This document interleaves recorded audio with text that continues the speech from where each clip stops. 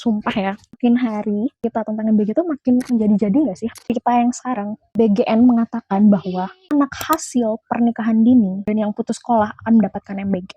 Dengar nggak? Sasarannya siapa? Problem is, anaknya putus sekolah. Solusinya apa? Benar, MBG. Cerdas sekali. Ada statement yang lucu banget. Meski anak-anak putus sekolah berpeluang masuk ke sekolah rakyat, namun penting dipastikan anak-anak tersebut memperoleh haknya untuk menerima MBG. Kayaknya tempo salah tulis deh, nggak mungkin. Sebagian yang belum masuk ke sekolah rakyat akan kita kumpulkan di satu tempat untuk dapat MBG. Yang belum masuk sekolah rakyat dikumpulkan untuk dapat MBG. Gimana nggak bikin marah coba? Yang diprioritaskan itu bagaimana mereka bisa makan, tapi bukan bagaimana mereka bisa cepat sekolah gitu. Terus statement kalau anak yang putus sekolah ini cuma berpeluang masuk ke rakyat, justru yang dipastikan dia bisa dapat MBG, bukan dipastikan masuk sekolah rakyat itu. Capek nggak? Itu baru satu kayak. Kesel gak sih setiap buka berita kayak ini kenapa sih? Jangan-jangan Tempo yang bermasalah ya? Tempo, kenapa kamu nulis kayak gitu? Nggak mungkin negara kita nggak bisa mencari akar permasalahan gitu. Itu baru satu berita ya dari Tempo. Nah, berita tidak masuk akal lainnya yang ditulis sama Tempo. Sebenarnya sebelumnya aku nemu ini di Twitter, pada banyak yang bagiin soal ada susu nih yang udah dikemas, ada kemasannya warna biru gitu, tuh MBG. Setelah dilihat kandungannya, wow, sangat mencengangkan. Kandungannya itu patut dipertanyakan.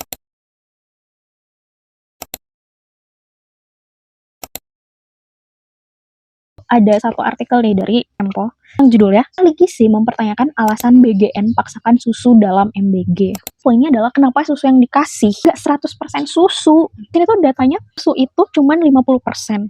Atau bahkan 40% gitu. Bahkan ada yang 30% aja gitu. Yang bikin produk susu itu mau bikin anak-anak obesitas apa? Itu susu. Tadi apa? Sasaran. Kedua susu. BGN klarifikasi video soal menu MBG yang tak layak di Bogor.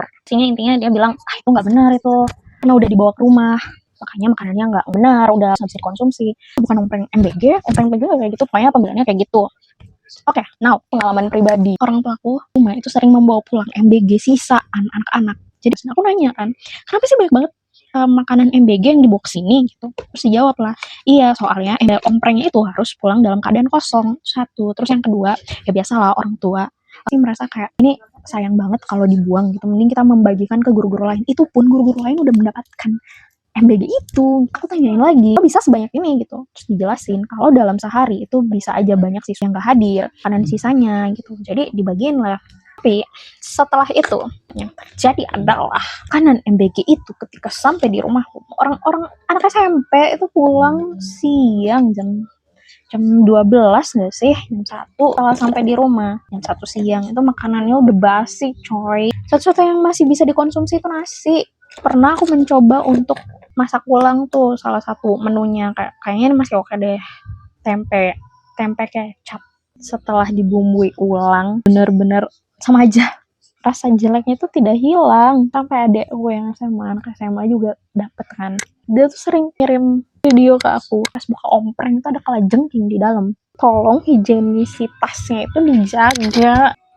Next, ini sebenarnya yang paling jebalkan, damn, that's 36 triliun.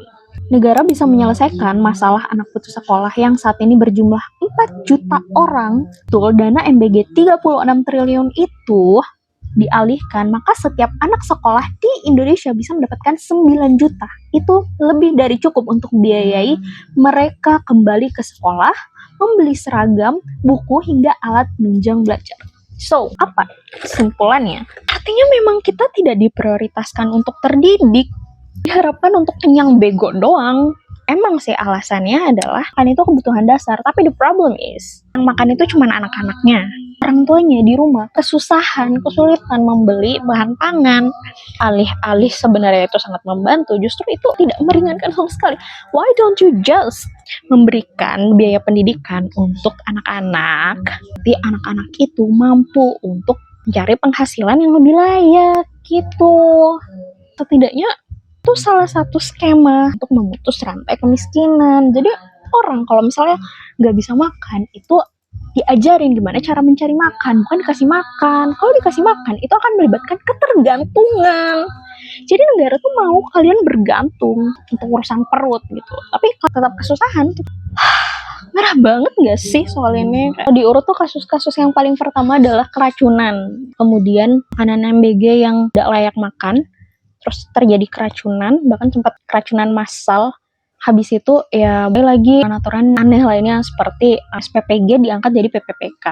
Negara ini tuh sebenarnya bisa menggaji dan mengangkat honorer dengan lebih cepat. Dari semua rentetan itu, pendidikan itu sama sekali nggak diutamakan. Anak-anak ini dibiarkan kesulitan untuk mendapatkan pendidikan. Imbas dari masyarakat yang kurang terdidik itu bisa sulit untuk decide a better decision. Karena mereka tidak sampai pemikirannya ke sana, nggak pernah belajar, jadi mereka kesulitan untuk berpikir kritis. Mereka tuh rentan sekali untuk mainkan, dibeli suaranya. Jadi ya event 5 tahunan itu bisa membeli suara orang-orang yang sulit menemukan korelasi antara kebijakan yang baik dengan output untuk menyejahterakan hidup mereka gitu kan. Sebenarnya ini ada sebuah dilematis ya.